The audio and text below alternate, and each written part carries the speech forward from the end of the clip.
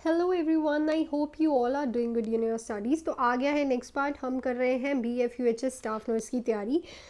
आज की जो न्यूज़ आई है, हमें कल ही इंटरनल रिसोर्सेज से पता चला है कि जो BFUHS का पेपर है 250 पोस्ट वाला, वो रेडी हो रहा है।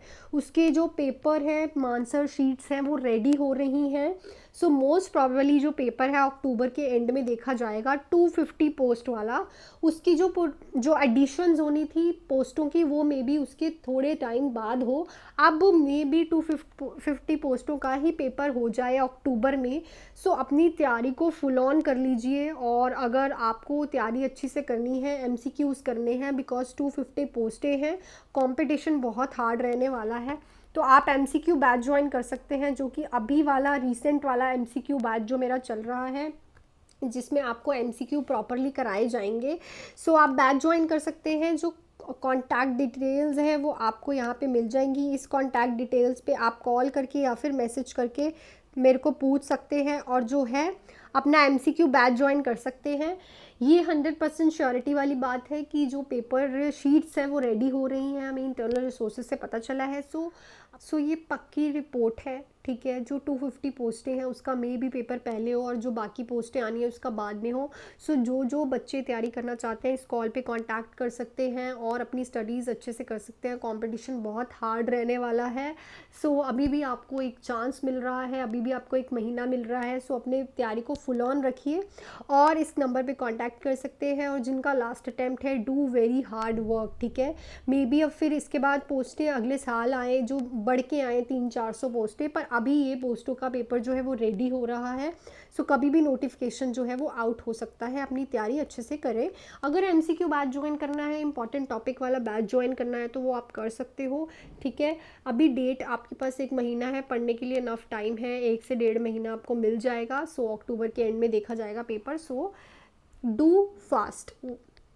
क्वेश्चन पे चलते हैं अपने हम ऑलरेडी 522 क्वेश्चंस कर चुके हैं। 523rd क्वेश्चन आज कर रहे हैं। The nurse is teaching the client about the appropriate use of lorazepam AT1 to manage anxiety. Which of the following statement indicate the client understand the nursing teacher. तो अगर हम किसी पेशेंट को AT1, जो कि आपने सुनी होगी, लोराजेपाम देते हैं ताकि जो उसकी एंग्जाइटी है वो मेंटेन हो पाए, तो इसमें से कौन सी स्टेटमेंट इंडिकेट करती है कि जो क्लाइंट है वो समझ गया है कि नर्स ने उसे क्या टीच किया है। I can take my medicine whenever I feel anxious. It's okay to double my dose if I need to. My medication isn't for everyday stress of life. It's safe to have a glass of wine while taking this medication. सबसे पहले तो आपको पता होना चाहिए कि जो lorazepam है वो कौन सी मेडिकेशन है, ठीक है। इसका जो नेम है, ब्रांड नेम होता है, उसको हम AT1 बोलते हैं। किस चीज़ों के लिए यूज़ की जाती है? एंग्जाइटी डिसऑर्डर्स के लिए, ट्रबल स्लीपिंग के लिए, किसी को एजिटेशन है, सीजर्स में भी दी जाती है, एपिलेप्सी, अल्कोहल विड्रॉल में भी दी जाती है, और कीमोथेरेपी में भी दी जाती है। क्या होता है उसमें? नोजिया एंड वॉमिटिंग को कंट्रोल करने के लिए, ठीक है। और ये जो ड्रग है, अगर पेशेंट बोलता है कि my medicine isn't for everyday stress of life, उसे पता चल जाएगा कि ये मेडिसिन तब तक के लिए है जब तक उसे एंग्जाइटी की प्रॉब्लम है।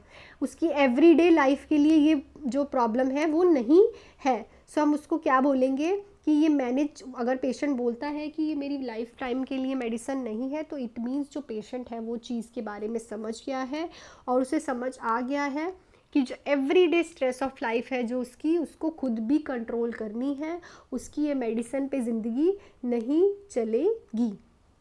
नेक्स्ट पे चलते हैं। The physician order maternal blood test for alpha fetoprotein for a nulligravida client 16 week gestation. When developing the teaching plan, the nurse bases the explanation on the understanding that this test is used to detect which of the following. अगर किसी patient का alpha fetoprotein का test sample जा रहा है, ठीक है, और वो 16 वीक्स गेस्टेशन है, नल्ली ग्रेविडा क्लाइंट है, उसको जब हम टीचिंग दे रहे हैं, एक्सप्लेन कर रहे हैं इस टेस्ट के बारे में कि इस टेस्ट में क्या चीज़ डिटेक्ट होती है, तो हमें क्या बताएंगे हम उसको? Neural tube defect, chromosomal abnormalities, inborn errors of metabolism, lecithin एंसिफिलिन माइलो रेशियो। हम उसको क्या बताएंगे कि अल्फा फीटोप्रोटीन का टेस्ट हम क्यों करते हैं, ताकि हम उसमें न्यूरल ट्यूब डिफेक्ट डिटेक्ट कर पाए, जैसे कि स्पाइना बाइफिडा हो गया, स्पाइना बाइफिडा अकल्टा हो गया, ठीक है। मोस्टली ये जो टेस्ट है क्या किया जाता है, ब्लड लिया जाता है मदर का चेक करने के लिए कि जो बेबी है वो कोई जेनेटिक प्रॉब्लम्स में तो नहीं है, बर्थ डिफेक्ट पे नहीं है। और लिख लो ये कब किया जाता है, 15 से 20 वीक्स के अंदर अंदर ये डिटेक्ट कर लिया जाता है, जिसको हम बोलते हैं अल्फा फीटोप्रोटीन का टेस्ट, ठीक है। और इसका टाइम भी देख लो, कभी कभी आ जाता है कि अल्फ़ा फीटोप्रोटीन कब लिया जाता है ब्लड सैंपल जो मदर है उससे, तो 15 से 20 वीक्स के अंदर अंदर ये टेस्ट जो है हम करते हैं मदर का, ठीक है। सो नेक्स्ट क्वेश्चन पे चलते हैं। Client at 40+ week gestation visit the emergency department because she thinks she is in a labour, which of the following is the best indication that the client is in a true labour. So अगर 40+ week gestation की कोई mother है, emergency depart में आई है, उसको लग रहा है वो लेबर में है, सो इसमें सबसे बेस्ट इंडिकेशन क्या है कि क्लाइंट जो है सच्ची में लेबर में है, ट्रू लेबर में है। दो तरह की लेबर होती हैं, फॉल्स लेबर और ट्रू लेबर। फॉल्स लेबर में अभी लेबर स्टार्ट नहीं हुई होती, ठीक है, अभी कोई भी कॉन्ट्रैक्शंस नहीं हो रही होती, पर ट्रू लेबर इज़ दैट कि जो हेड है वो क्या हो गया है, वो आ गया है, टक हो गया है इन द ट्रू पेल्विस, ठीक है। सो किससे पता चलेगा, fetal descent into the pelvic inlet, cervical dilatation and efficiency, painful contraction every 3 to 5 minutes, leaking amniotic fluid clear in colour. So जब से पहले हमें पता चलेगा अगर सर्वाइकल डायलिटेशन है और एफिशिएंट है वो, तो इससे हमें पता चल जाएगा कि ये ट्रू लेबर है। क्योंकि अगर किसी की नॉर्मल डिलीवरी होनी होती है तो सबसे पहले देखा जाता है कि उसका जो सर्विक्स है वो डायलेटेड है और एफिशिएंट है। अगर वो उसका हेड है जो पेल्विक के इनलेट में आ भी गया है, डिसेंट भी हो गया है, पर अगर उसका सर्विक्स नहीं ओपन हुआ, उसकी ओस नहीं ओपन हुई, सो उसकी नॉर्मल डिलीवरी नहीं होती, वो ट्रू लेबर नहीं होती। सो अगर सर्विकल डायलिटेशन है, एफिशिएंट है, उसमें थिनिंग हो गई है, so it means this is a true labour.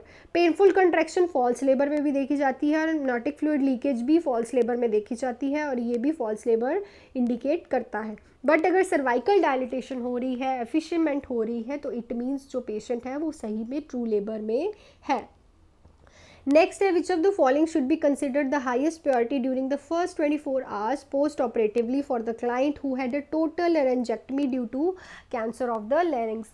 तो अगर आप किसी को भी हाइएस्ट प्रायोरिटी, अगर कोई पेशेंट है पहले 24 hours after surgery, post operatively after surgery उसकी टोटल लेरेंजेक्टमी हुई है, कैंसर ऑफ द लैरिंग्स था उसका, वॉइस बॉक्स का कैंसर था, सो सबसे ज़्यादा हाईएस्ट प्रायोरिटी में क्या रहेगा, पहले 24 घंटे में, फर्स्ट 24 आवर्स में हाईएस्ट प्रायोरिटी में क्या रहेगा, provide adequate nourishment, prevent skin breakdown, maintain proper bowel elimination, maintain a patent airway. So यहाँ पे अगर आप ध्यान से देखोगे तो उसने हमसे पूछा है फर्स्ट 24 आवर। सो पहले 24 आवर में after operation, post operatively larynx का ऑपरेशन है, वहाँ का ऑपरेशन है जहाँ से हमारी मेन एयरवे का पाथवे है। सो हमने अपना ABC that is airway, breathing and circulation को प्रायोरिटी में रखते हुए एयरवे को मेंटेन करेंगे पेशेंट में first 24 hour of the post operatively patient में। सो तो हमारी पहली जो प्रायोरिटी रहेगी, बाकी चीज़ें भी हैं बट सबसे पहली रहेगी, बावल एलिमिनेशन का इससे कोई लेना देना नहीं है, पहले रहेगा पेटेंट एयरवे मेंटेन करना, ABC airway, breathing and circulation जैसे। नेक्स्ट क्वेश्चन है, it has been 5 months since a client lost his wife and child in a car train accident. The nurse should determine that the client need continuous counseling if he makes which of the following statement. तो 5 month हुए हैं, एक client अपनी wife को खो चुका है क्योंकि उसकी चाइल्ड और उसकी वाइफ का जो है कार ट्रेन एक्सीडेंट हुआ था, ठीक है। तो ऐसी कौन सी स्टेटमेंट जो है क्लाइंट बोलेगा जिससे नर्स को पता चलेगा कि अभी भी क्लाइंट को कॉन्टीन्यूअस काउंसलिंग चाहिए। I am sleeping, eating and working pretty well but I still get so sad at time. I miss them so much but I can't tell I'm getting better day by day. I wish I didn't have to sleep. I hate the nightmares about what the car looked like. I never thought I'd get over this but I'm working with my congressman for train crossing safety. So देखो, अगर कोई patient इसमें से कौन सी statement बोलेगा जिससे लगेगा कि नर्स को और काउंसलिंग देनी चाहिए इसे, कि पेशेंट जो है वो उससे गेट ओवर नहीं हो पाया है, मूव ऑन नहीं कर पाया है।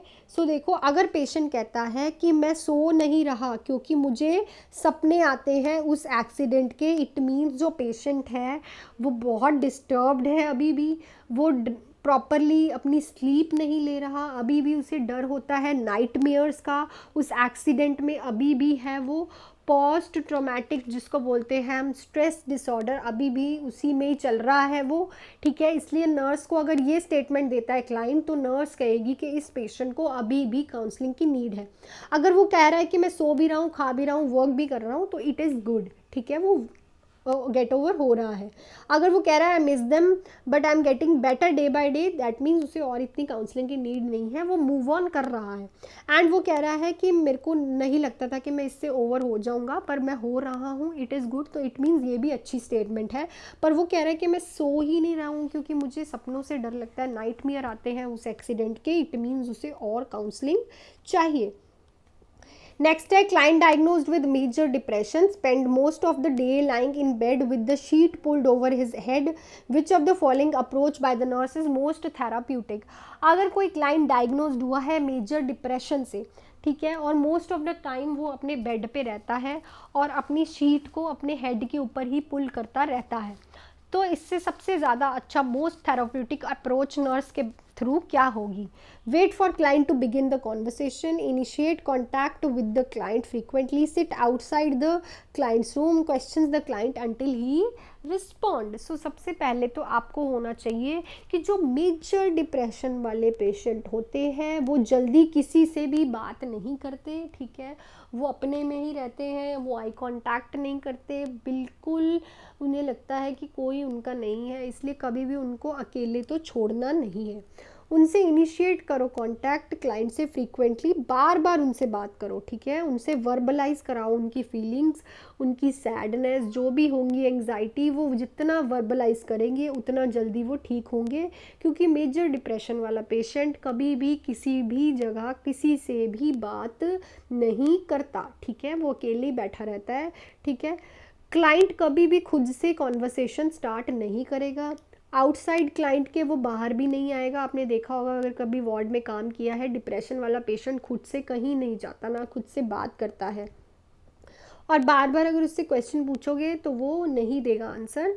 आप बैठो, उससे इनिशिएट करो कांटेक्ट और फ्रीक्वेंटली बात करो, ठीक है, और ऐसी बात करो जिससे उसका इंटरेस्ट भी बिल्ड हो। So the option 2 is the most therapeutic approach by the nurse. Next, the client exhibits a flat affect, psychomotor retardation, and depressed mood. The nurse attempts to engage the client in an interaction, but the client does not respond to the nurse. Which response by the nurse is most appropriate? तो एक client है, exhibit करता है flat affect, मतलब कोई भी expressions नहीं, कोई भी बात नहीं, psychomotor retardation, कुछ भी चलना फिरना नहीं, depressed उसका mood है, तो नर्स एंगेज कर रही है उसको इंटरेक्शन में, तो क्लाइंट जो है रिस्पॉन्ड नहीं कर रहा नर्स को, तो नर्स का मोस्ट अप्रोप्रिएट रिस्पॉन्स क्या रहेगा? I will sit here with you for 15 minutes, I will come back a little bit later to talk, I will find someone else for you to talk with, I will get you something to read. So देखो क्या होता है कि जो ऐसे patient होते हैं, obviously sign and symptom से पता चल रहा है कि जो पेशेंट है वो मेजर डिप्रेशन का है। सो नर्स अगर उससे इंटरेक्शन कर रही है तो उससे वेट करना चाहिए, उठ के नहीं जाना चाहिए, ठीक है, उसके लिए कुछ और नहीं लेके आना चाहिए, उसे वेट करना चाहिए अनटिल वो रिस्पॉन्ड नहीं करते हैं। डिप्रेशन वाले पेशेंट जब एक IPR अच्छा मेंटेन कर लेते हैं, ट्रस्ट बिल्ड कर लेते हैं, तब वो अपनी सारी प्रॉब्लम्स को एक्सप्लेन करते हैं, ठीक है। ऐसा नहीं होता कि वो कुछ भी एक्सप्लेन नहीं करते, they explain their problems, they explain their anxiety, they explain their depression mood, ठीक है, बट उनको एक टाइम स्पेस देना पड़ता है और फ्रीक्वेंटली उनसे इंटरेक्ट करना पड़ता है बार बार, तब वो जाके अपना जो है प्रॉपरली बिहेव करते हैं। नेक्स्ट पे चलते हैं, client has been admitted with draining foot lesion. तो एक क्लाइंट एडमिट हुआ है, उसको ड्रेनिंग फुट लीजन हो रहा है, उसके फुट से ड्रेन हो रहा है लीजन हो रखा है, जख्म हो रखा है, वहाँ से ड्रेन हो रहा है, तो नर्स को क्या करना पड़ेगा, select all that apply. So select all that apply वाला क्वेश्चन है, इंपॉर्टेंट है। Place the client in a room with negative air pressure, admit the client to a semi private room, admit the client to a private room, post a contact isolation sign on a order, wear a protective gown when in the client's room, wear latex free gloves when providing direct, यहाँ पे care आएगा, ठीक है। सो देखो select all that apply, अगर किसी patient के drain हो रहा है फुट से, जख्म से कुछ निकल रहा है, सो आप क्या केयर करोगे उस पेशेंट की। सबसे पहले तो उसको प्राइवेट रूम में रखो अनटिल एंड अनलेस हमें पता ना चले कि उसका जो ये ड्रेन है, उसका जो ये लीजन है, ये किस तरह के इन्फेक्शन से हुआ है, तो उसे हम पहले प्राइवेट रूम में रखेंगे। उसके बाद उसका कॉन्टैक्ट आइसोलेशन डोर पे लगाएंगे बोर्ड, ताकि उस रूम में कोई भी पेशेंट ना जाए, क्योंकि अगर उसकी ड्रेनिंग हो रही है तो पेशेंट इधर उधर जाएगा भी, इन्फेक्शन इधर उधर भी लग सकता है, सो पेशेंट को और भी दूसरे पेशेंट्स को इन्फेक्शन कर सकता है। सबसे पहले उसे प्राइवेट रूम में रखेंगे, कॉन्टैक्ट आइसोलेशन का वहाँ पे डोर पे बोर्ड लगाएंगे, और ऑलवेज उस पेशेंट के सामने वियर प्रोटेक्टिव गाउन डाल के जाएंगे, ताकि जो नर्स है खुद भी प्रोटेक्टिव रहे, उसको भी कोई भी इन्फेक्शन ना हो। नेगेटिव एयर प्रेशर में रखने की कोई ज़रूरत नहीं है, सेमी प्राइवेट में मत रखना, नहीं रखना, क्योंकि पेशेंट का लीजन का डायग्नोज यहाँ पे क्वेश्चन में नहीं दिया हुआ हमें, ठीक है। हमें नहीं पता उसे कैसा इन्फेक्शन हुआ है, ठीक है।